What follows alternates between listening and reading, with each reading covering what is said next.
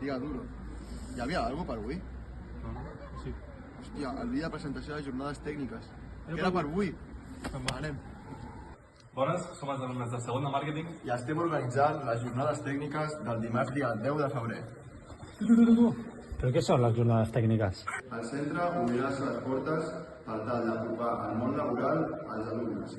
I vosaltres, els alumnes, tindreu un formulari on podreu escollir l'empresa que més us agradi i aquesta xerrada començarà a les 4.